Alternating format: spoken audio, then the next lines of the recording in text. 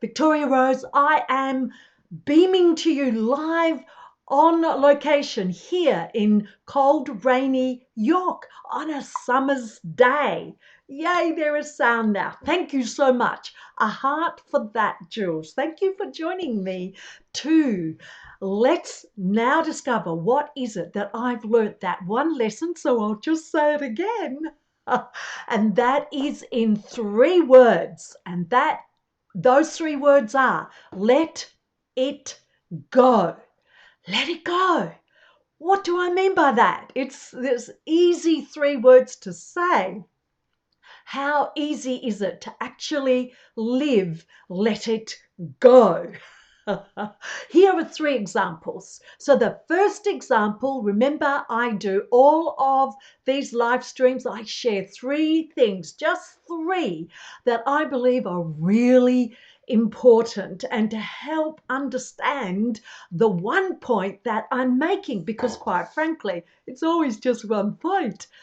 Here's an example. For those of you that have been following me, I have been a leadership trainer for decades. Yes, I'm over 60, still fabulous. So yes, for decades, which meant often I was on a plane, sometimes 2 to 7 times a week, 40 weeks of the year.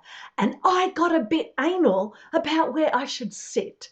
It was no, if I can't sit in a window seat or on a really long flight in an aisle seat, then I was not happy. Well, guess what? That need to have the exact same seat that I feel that I want, I don't care now. Guess what I care about? I care that I have a seat. I care that the bus isn't booked out, so I have a seat. I care that the train has room for me. Booked out trains, believe it or not. And I especially care that I have a seat on a plane. If I can get a window seat or an aisle seat, that's just the icing on the cake. So that need to have a window or aisle seat, let it go. And how much has that increased the happiness level that I experience in my life? A lot. So that's point number 1 as an example of how I let it go. Here's another example of letting it go. As most of you know, and hi replay viewers, thanks for joining and watching the replay. As many of you know, yes, perspective, that's so true, Rachel. Thank you so much. Yes. And so here I am with the second point. And the second point is about this. As for those of you that have been following my travels, the way that I'm doing this to fulfill my mission of showing Australian women on a pension that they can travel and live overseas on that pension.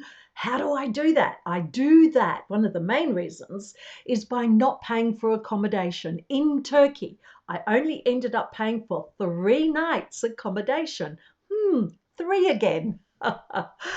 How do I do that? Because I apply for house sitting and I volunteer. And the site that I mainly volunteer on is workaway.info. But there are other sites like Woofer, like HelpX.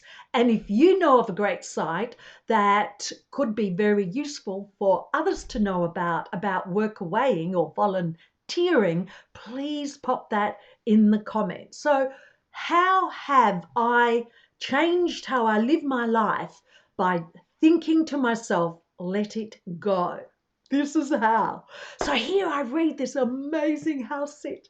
It's there in Switzerland. It's up in the Alps. It's looking after these gorgeous dogs and oh wow, I've got high-speed internet and I can look out over the snow and oh, I've got the use of a car, blah, blah, blah. It's like almost too good to be true, but they are true, trust me. And I applied for it and I don't get it. I'm crushed, or I used to be. I am no longer crushed with rejection, because it's not really rejection, but we do take it as rejection of us personally, but all it means is that for whatever reason, someone else just pipped us at the post. I like to think I came in a close second. So now that need to always win or think I'm always winning, I let it go, because here is what happens. When you don't get so stressed out about focusing on that one thing, that one house sit, that one volunteer opportunity, that one job, that one person, whatever that one thing is, that one hotel, hostel, whatever.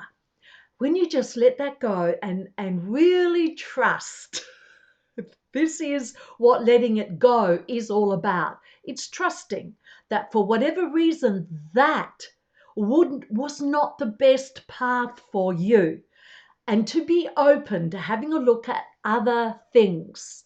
Now, to some of you, that might sound a bit woo-woo, but I have lived that.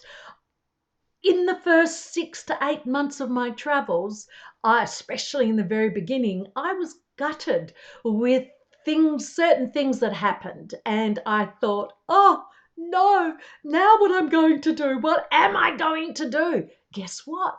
It turned out on at least 2 occasions that come to mind straight away, probably 3, that it worked out a whole heap better. So, what was the first example? I don't care about what seat I get anymore, whether it's on a plane, a train, or on a bus. I am just so grateful now that I have a seat. The second example is I apply for a house sit or a volunteer gig and I don't get it. Like, why not? What's wrong? But now I let it go, because I have the trust and the faith that there is a better one. And that has proven to be true for me. But if I didn't let it go and I'm all stressed out and hung up, and now because I was rejected, now I'm thinking of all the bad things about me and why I wasn't suitable and, oh my gosh, I'm not good enough. It's just not true. It is absolutely not true. So what is the third way? I have to confess that the third example I'd like to share with you, I haven't mastered 100%, but I will, because at least I have an awareness of it. And I think this happens more as we mature. Not always, though. Some of the younger ones had this as well. And that is the absolute knowledge that you are right. So you take on this position. Oh, thank you, Rachel. Oh, that is so sweet. Do you know, I've just got a click to, oh, thank you, everyone. Oh, my gosh, I didn't realize that there were so many here. Oh, that's very sweet, Rachel. Thank you so much. That's from one inspirational young woman, I can tell you. So this thing around this need to be right, let me share with you. So I've mentioned that I've been a trainer, a leadership trainer for so long. Oh, thank you. Oh my gosh, I'm going to start crying in a minute. I'm getting all these amazing points. So, wow, thank you, Saz. My self-awareness is a joy to see. Thank you so much. This need to be right, I can see, talking about self-awareness has held me back so much, because in our hearts, we wouldn't believe something, would we? And thank you for that heart. Very nice. We wouldn't believe something, would we, unless we thought it was right. And if we see someone else who has an opinion, a view, a belief, and it's exactly opposite to us, well, it's our duty, isn't it? I mean, how could we let them go on living life with the wrong view of life? So we, perhaps you as well, step in and want to share with them, tell them the real meaning of life. And we we do our best to not be harsh and telling them all about it, but often it comes across like that, and we don't achieve that which we wish to achieve. I'd like to give you just two examples of how I have stepped back, not fully out of that deeply dug trench position of the need to be right, but how I've stepped back from it a bit. For example, Facebook posts. Now, I don't interact with every Facebook post, but I certainly do interact with some of them. And really, why? Now I have the ability to have a look at that post and say to myself, will my few words of wisdom make any difference here? Will someone I've read this thread of what's getting to be quite aggressive, will how I see the world make a difference? Is there anyone in this thread who is open to perhaps looking at that different point of view, as Rachel said earlier? And often there isn't, because when there are those aggressive, full-on threads, people are ranting. They are not open to listening to my point of view, which clearly I think is the right point of view. So it's helped my life to really ask, hang on, do I need to enter into this discussion? Now, that is not being a coward or feeling that I can't stand up for what I believe is right. No, what it is deciding. I guess another way to put this, and I've heard many people say this, I pick my battles. And yes, you could put it that way. I like to say, I have a look, have I got anything to add to this conversation? And when I have a look at the tone of it, I know I haven't, because I never ever just read the post. I always read what people have said. So what's the use of going into a comment thread and you're just repeating what 10 other people have said, except if you want to wave the flag of being right. Yeah. So it would be really, it's for me very useful. Now I'm going to give you one more example and then I think it's time to finish. But the other example is recently someone said something to me, a fact that I know is wrong. I actually do know that what she believed is true is wrong. So it's now it wasn't a big thing, it was a small thing. If it was a thing that was going to put her life in danger or put her on the wrong track of life or anything like that, of course, that's right, Desley. And I know Desley feels this way. As a matter of fact, I'm just going to pop Desley on the screen. Do you want to be right or have peace?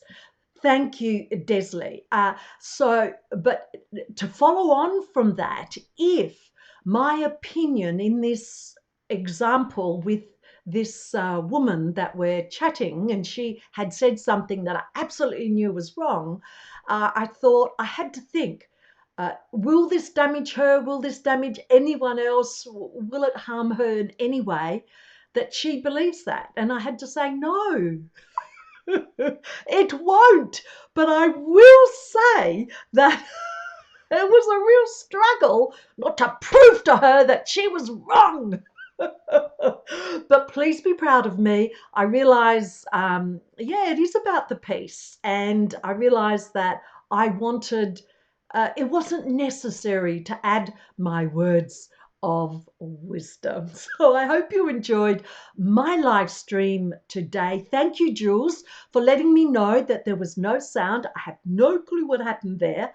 But if it wasn't for you, I would be chatting away, not realizing I didn't have sound.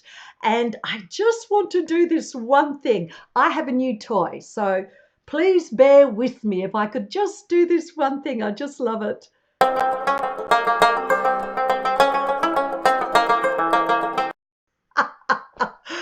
Isn't that cute? Now, the reason why I wanted to play that right here, right now, is that, so I'm thinking, yes, I'm right. I think, oh no, perhaps it's not wise to, to actually do that right here, right now. And it's not about not being brave enough to step up and give your opinion. It's not about that at all. It is about, do I have to do it every single time? And the truth is, and my children will be glad to hear this, the truth is that I don't, because the best lessons that are learnt are those you learn yourself. And I'd like to leave you with this one thing. I remember when, as a young teenager, and my mother used to tell me what to do. But I didn't like that. And I remember saying to her one day, Mum, let me make my own mistakes. And interestingly enough, that is what we like to do, because we learn better. As long as it's not a safety thing or we're going to harm ourselves or anyone else, those lessons are learnt when we fall over, fail, whatever you want to call it. My name is Victoria Rose. I want to thank you so much for being a part of my live stream today. Oh, new toys, don't you love them? Um, oh, thank you. Oh, thank you, Jules. This is just, yes, Jules is new. Thank you. This is the first time I've watched, and now looking forward to have learned a lesson today. Oh, Jules, I can tell you, one experiences a much higher level of happiness and peace. You really see what's important. It is a huge learning curve.